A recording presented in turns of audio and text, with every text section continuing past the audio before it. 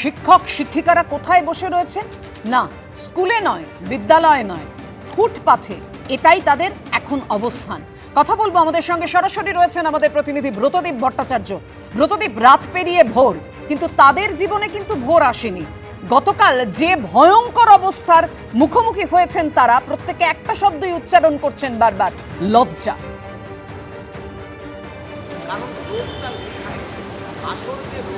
একেবারেই দেখো, গতকালের ঘটনার পর অন্তত যারা চাকরিহারা শিক্ষক শিক্ষিকারা রয়েছেন তারা যেটা বলছেন যে এই আধার পথের শেষে যে ক্ষীণ আলোর বিন্দুটুকুনি তারা দেখছিলেন সেইটাও কিন্তু এখন আর দেখতে পাচ্ছেন না।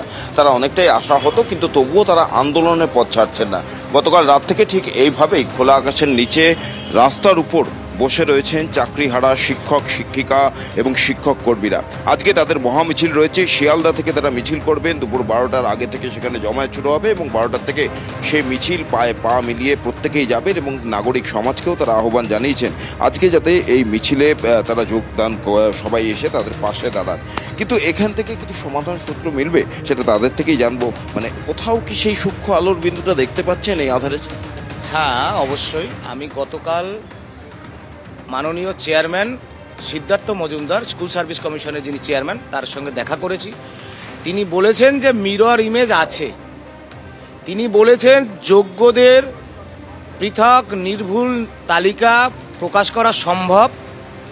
আমরা এই দাবি করেছি, দীর্ঘদিন ধরে দাবি করে আসছি। সুতরাং আমরা তারপরে বলি এটা আপনারা কবে নাগাদ প্রকাশ করবেন এবং রিভিউ পিটিশন করে যোগ্যদের চাকরি বাঁচাবেন, সেই প্রশ্নের কোনো উত্তর দিতে পারেনি। আমরা 24 ঘন্টা হয়ে গেল এসএসসির অফিসের সামনে আন্দোলনের বীজ বপন করেছি।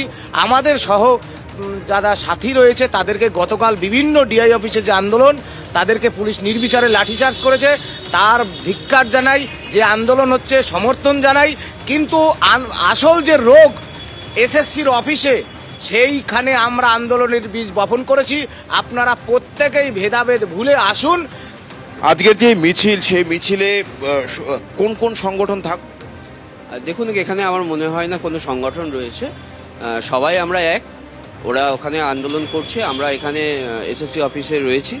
আসলে আমাদের যে উদ্দেশ্য, সেই উদ্দেশ্যটা সফল করতে গেলে একমাত্র এসএসসি অফিস সেই মিরর ইমেজ প্রকাশ করতে পারে বলে আমরা মনে করি। আমরা এখানে রয়েছি আমাদের সেই দাবিকে পূরণ করার জন্য। কেউ ভৌত বিজ্ঞানের শিক্ষক, কেউ অঙ্ক করান, কেউ আবার ইংরেজি পড়ান কচি কাঁচাদের। এরাই বুধবার কসবার ডিআই অফিসে গিয়েছিলেন চাকরি ফেরতের দাবিতে। আর তারই বদলে জুটেছে পুলিশের লাথি। হ্যাঁ, লাথি মেরেছে পুলিশ, গলা ধাক্কা দিয়েছে পুলিশ, সঙ্গে লাঠিচার্জ তো রয়েছে। পুলিশের মার খেয়ে কেউ পড়ে রইলেন, কারো হাতে লাগলো, কারো বা ঘাড়ে। আমাদের চাকরি ফেরত চাইতে এসেছিলাম, কিন্তু বিনিময়ে আমরা লাঠি পেয়েছি। দক্ষিণ 24 পরগনার কুলতলির নকুল সহদেব হাই স্কুলের ভৌত বিজ্ঞানের শিক্ষক অমিত রঞ্জন ভূঁইয়া হঠাৎ করে চলে যাওয়া চাকরি ফেরত চাইতে বুধবার গেছিলেন কসবার ডিআই অফিসে। কিন্তু সেখানে গিয়ে যা দেখলেন তা স্বপ্নেও ভাবতে পারেননি তিনি।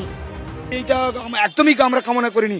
আমার পুলিশ আমাদেরকে পেছন থেকে লাথি মারছে, লাঠিচার্জ করছে চরমভাবে। আমরা যোগ্যতার ভিত্তিতে চাকরি পেয়েছি, কিন্তু ওই আজকে সরকারের চোর দুর্নীতির ফলে আমাদের এই অবস্থা।